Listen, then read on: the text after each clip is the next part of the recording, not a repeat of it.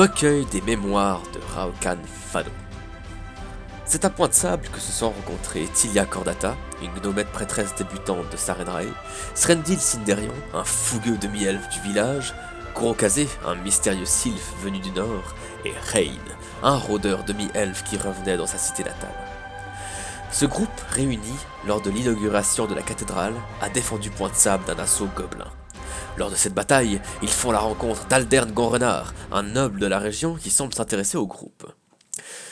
Par la suite, le père d'Ameiko Kaijitsu, la tavernière du dragon rouillé, se fait enlever par son fils, Tsuto. À la verrerie, lieu du crime, le groupe découvre des ruines de l'époque tassilonienne. En fouillant à l'intérieur, ils apprennent qu'un mal dormait sous Point de Sable, sous la forme d'une magie millénaire, la magie des seigneurs des ruines, et que celle-ci s'était réveillée. Une colère émanait dans ces catacombes, colère qui habitait parfois Srendil. Il découvre également le journal de Tsuto Kaijitsu, qui fait mention de son amour pour Nualia, ancienne fille du village aujourd'hui disparue. Une Azimar à l'aura particulière. Celle-ci serait morte dans l'incendie de l'ancienne cathédrale, de même que son père adoptif, le père Tobin. Les investigations continuent et le groupe se dirige alors vers Pic Chardon, où il pense que des gobelins se réunissent en secret. Dans cette ancienne forteresse, tour à tour, ils frôlent la mort et sont alors convoqués par une entité répondant au nom de Zamanak. Dès cet instant, ils sentent que de nouveaux pouvoirs leur sont offerts, des pouvoirs qui les feraient entrer dans les mythes les plus grands. Malgré ces épreuves, le groupe poursuit l'exploration de Pic Chardon et découvre des sous-sols amenant à nouveau vers des ruines tassiloniennes, où semble régner en maître la fameuse Nualia, aidée par une magicienne du nom de Lyrie. Dans ces ruines, le groupe affronte ce duo, mais également Malfechnekor, un démon enfermé ici depuis bien longtemps. Nualia et Lyrie parviennent malheureusement à fuir, mais les ossements du père Tobin sont retrouvés et pourront être sacralisés par Tilia et le père Xanthus, pour qui le groupe s'est lié d'affection. La gnomette insiste également pour ramener 5 bébés gobelins au village et prend sur elle de les éduquer. Malheureusement, le groupe a à peine le temps de se reposer qu'une série de meurtres éclate à Point de Sable. Entre-temps, ils en profitent pour vaincre une menace de la région, le diable de Point de Sable. Mais en reprenant l'enquête des meurtres, la piste d'une goule semble se dessiner. Des rumeurs racontent que de telles créatures auraient été vues dans les fermes de la région agricole. Il n'en faut pas plus pour nos 4 aventuriers pour s'y diriger.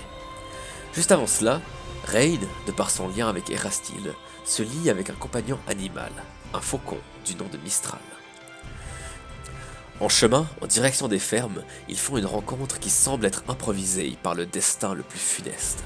Un flagelleur mental du nom d'Absterion se joue d'eux et les envoie contempler une version maudite de Point de Sable, où Nualia règne aux côtés d'un prêtre Xanthus devenu serviteur de Lamashtu. Kurokaze, dans l'ombre, effectue un pacte avec Absterion pour qu'il les sorte de cet enfer. Ils sont alors immédiatement libérés et ils peuvent repartir enquêter.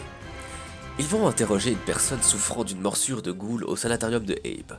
Là, dans ses paroles maladives, le nom d'un lieu ressort, Antise. C'est ainsi que l'on nommerait le manoir d'Aldern Gonrenard. Ni une ni deux, le groupe s'y dirige et découvre sans grande surprise un Aldern transformé en goule. Il est rapidement tué dans le sous-sol de son manoir et le groupe se met à investir les lieux pour comprendre ce qu'il se serait passé. Il semblerait qu'un ancêtre d'Aldern aurait effectué un rituel pour devenir une liche et aurait fusionné avec les fondations de Antise.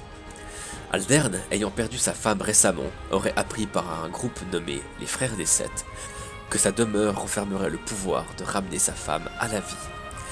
Tilia, en faisant appel à toute la lumière de Sarenrae, parvient à bénir le lieu. Le groupe décide alors de se rendre à Manimar pour enquêter dans la seconde demeure d'Aldern.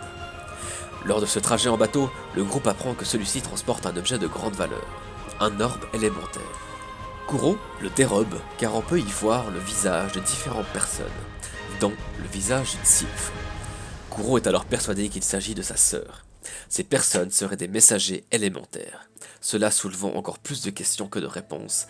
L'ordre est conservé et le groupe se met en quête de la demeure d'Aldern. Ils apprennent qu'une série de meurtres a également lieu ici, et ils remontent la piste jusqu'à une étrange scierie, où ils attendent de serviteurs de Norcorbert.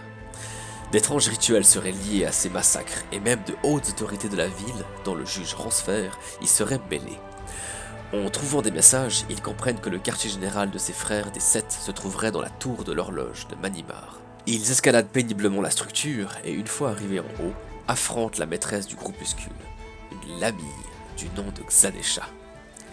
Celle-ci fuira le combat, et le groupe trouvera malgré tout un autre message faisant mention d'un rituel semblable qui serait en cours, dirigé par la sœur de Xanesha, au bac de la tortue. Le groupe se sépare quelque temps. Srendil Sinderian entraîne ses capacités à maîtriser sa rage sanguinaire en faisant appel à son ancêtre draconique. Kurokaze en apprend plus sur le Tassilan et poursuit la recherche de sa sœur. Tilia Kordata cherche à se rapprocher de la nature et à trouver l'amour de Sarenrae sous d'autres formes, Rain l'aidant dans cette tâche. Ce dernier reste quelque temps à Manimar en travaillant au port dans l'espoir de trouver des informations sur son père, un elfe marin. Finalement, le groupe se réunira à Point de Sable et découvrira qu'une nouvelle série de meurtres a lieu ici. Mais celle-ci ne semble aucunement liée au meurtre des écorcheurs, et la mère du village est la première victime. Le prévôt Sigu étant jugé potentiel coupable, c'est Srendil qui devient le prévôt temporaire de Point de Sable. Pendant l'enquête, des élections démocratiques ont lieu pour nominer le nouveau maire, en la personne d'Ameiko Kaijitsu. Pendant ce temps, l'un des frères de Tilia revient la voir et ramène avec lui une monture pour sa sœur, un varactile du nom de Syringa. De leur côté, la tension monte entre Rain et Kuro, car le rôdeur pense que le sylphe est responsable pour ce qu'il se passe à Point de Sable. Finalement, un nécromancien qui agissait dans la région semble être un coupable bien plus envisageable. Il l'arrête et l'enferme à la garnison. Le pouvoir de prévôt est alors rendu à Belor Sigu, et le groupe part enfin pour le bac de la tortue. Pour cela, ils doivent tout d'abord traverser les ignobles marais du Mush. Dans cette nature dangereuse, ils avancent péniblement, mais parviennent finalement à monter à bord d'un bateau qui remonte le long du Yandabakari. Une fois à son bord, un noble s'entiche de Tilia et la force au mariage improvisé. Le groupe, amer de la situation, tente de calmer le noble répondant de Baron Bugren, mais celui-ci ne souhaitant rien entendre, sa garde et le groupe finissent par s'affronter dans le sang et les larmes. Devant cet amas de cadavres, Tilia ne peut retenir son désespoir et demande un miracle à Sarenrae. Et miracle a lieu, puisque comme pour la sacralisation de Antise, une partie de Tilia lui est retirée, pour permettre le retour à la lumière de ses innocents. Suite à ces événements, Rain disparaît. Le trio restant demande à ce que l'on arrête le bateau, et ils partent alors à sa recherche dans les environs du marais. Ils trouvent une structure enfuie et y descendant, découvrent avec malheur le rôdeur attaché à un autel. Nualia devant celui-ci, effectuant un rituel au nom de Lamashtu.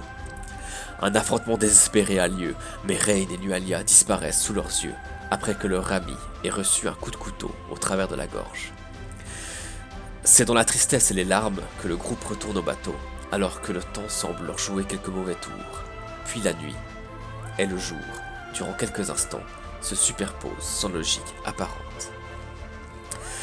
C'est à ce moment que j'entre en scène, puisque moi, Raokan Fado, me suis lié avec l'âme de leur ami, et il m'a guidé jusqu'à eux.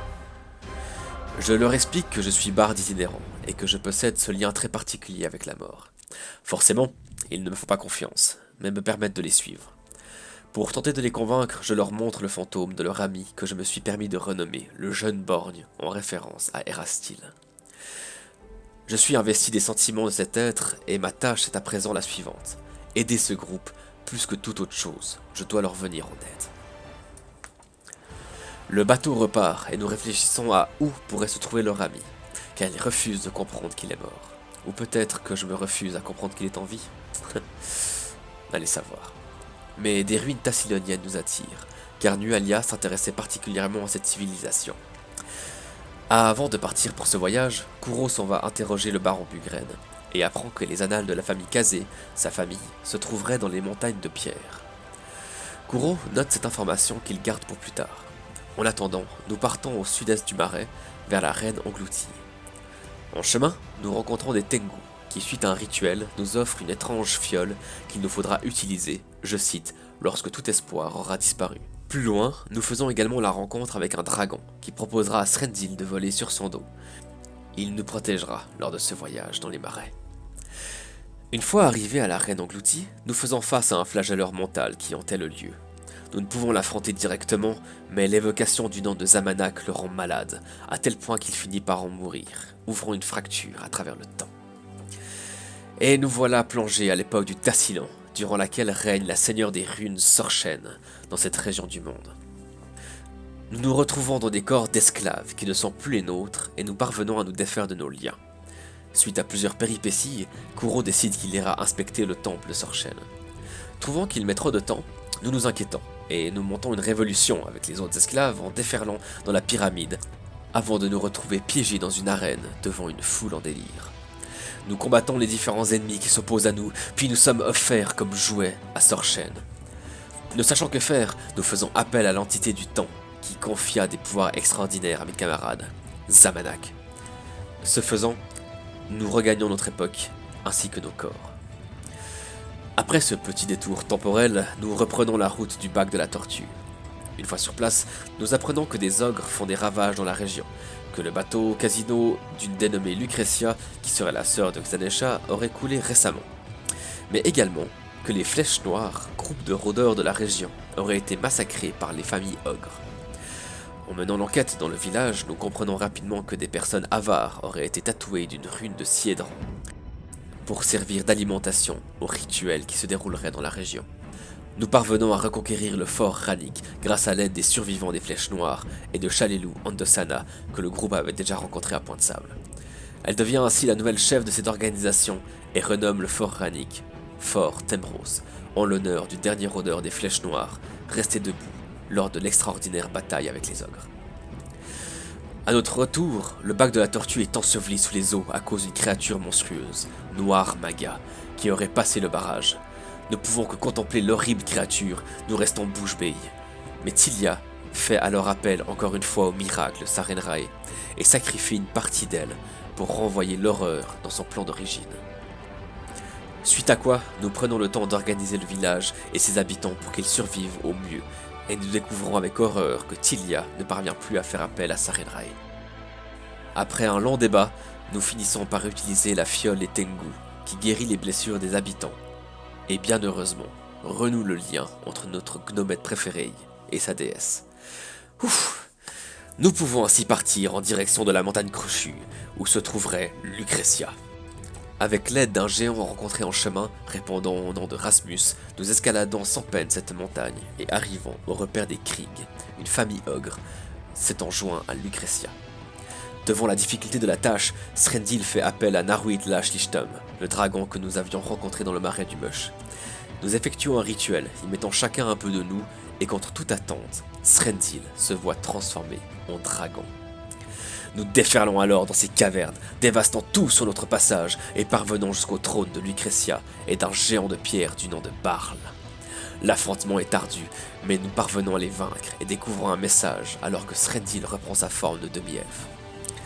Ce message est des plus inquiétants, puisqu'il fait mention d'une attaque soudaine sur Point de Sable par une armée de géants dirigée par un certain Terractinus, accompagné d'un dragon. C'est dans l'inquiétude et l'empressement le plus total que nous redescendons au bac de la tortue pour découvrir avec effroi que le barrage de la croisée des crânes a succombé. Et ce sont des eaux de mort qui s'abattent sur ce qu'il restait du village. Nous restons quoi face à ce spectacle de désolation? Srendil semble particulièrement touché par cet événement. Nous aurions dû aller au barrage, voir ce qu'il en retournait, mais nous ne l'avons pas fait. Mais le temps presse, il nous faut prévenir Point de Sable. Malgré tout, nous décidons de séparer le groupe, car Kuro souhaite d'abord se diriger à la montagne de pierre pour découvrir les annales de sa famille. Je décide de l'accompagner. Ainsi, de leur côté, Srendil et Tilia partent pour Point de Sable. Espérons que nous nous y retrouverons en un seul morceau, avant que de nouveaux malheurs ne s'abattent sur les gens qu'on aime.